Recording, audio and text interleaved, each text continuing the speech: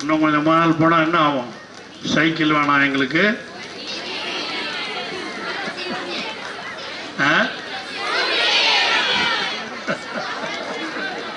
Scooter ஓணும்னு கேட்பீங்கல்ல. அதுதாம்மா காலத்தின் வளர்ச்சி. வருமா வருமா இன்று உதயநிதி அவர்களுடைய தலைமையிலே ஆட்சி வருகிற பொழுது நிச்சயமா உங்களுக்கு ஸ்கூட்டரையும் கொடுக்கிற ஒரு காலம் வரும். ஆனா அவர் தான் இளைஞர்களை பத்தி எல்லாம் நல்லா தெரிஞ்சு வச்சுக்கிட்டு செயல்படுத்தி கொண்டு இருப்பவர் விடக்கூடாதுங்கிறதால தான் மாதம் 1000 ரூபாய் வழங்குகிற ஒரு முதலமைச்சர் இந்தியாவிலேயே தமிழ்நாட்டில் ஒருத்தர் தான். நீங்க எல்லாம் காலேஜுக்கு போனீங்கன்னா +2 படிச்சுட்டு எந்த காலேஜுக்கு போனாலும், பிரைவேட் காலேஜா இருந்தாலும், மெடிக்கல் காலேஜ் போனாலும், இன்ஜினியரிங் காலேஜ் எல்லாருக்கும் உண்டு.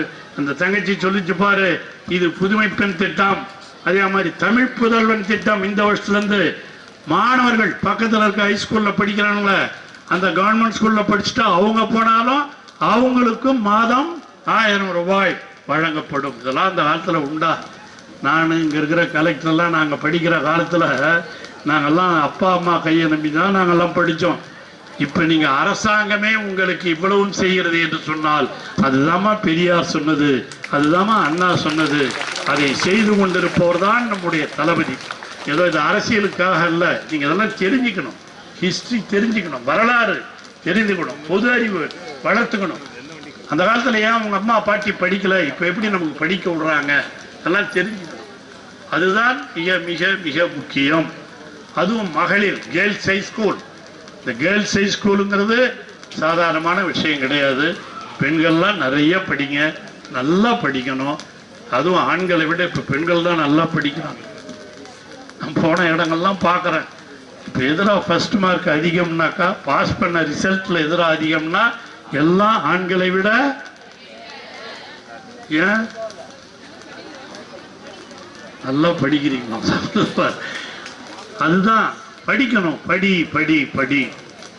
அதைத்தான் முதலமைச்சர் சொன்னார், படியுங்கள் படியுங்கள் படியுங்கள் என்று மாணவர்களிடத்திலே அவர் சொன்னார். அந்த அடிப்படையில் தான், அதால் தான் முதலமைச்சர் சொன்னார், என்னுடைய 2 கண்களில் ஒன்று கல்வி, மற்றொன்று சுகாதாரம் அப்படின்னு சொன்னவர் தமிழக முதலமைச்சர்.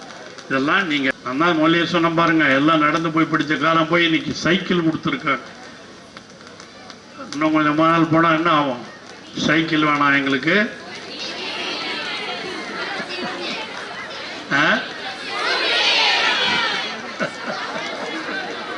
ஸ்கூட்டர் ஓணும்னு கேட்பீங்கல்ல. அதுதாம்மா காலத்தின் வளர்ச்சி. வருமா வருமா இன்று உதயநிதி அவர்களுடைய தலைமையிலே ஆட்சி வருகிற பொழுது நிச்சயமா உங்களுக்கு ஸ்கூட்டரையும் கொடுக்கிற ஒரு காலம் வரும். ஆனா அவர் தான் இளைஞர்களை பத்தி எல்லாம் நல்லா தெரிஞ்சு வச்சுக்கிட்டு செயல்படுத்தி கொண்டு இருப்பவர்.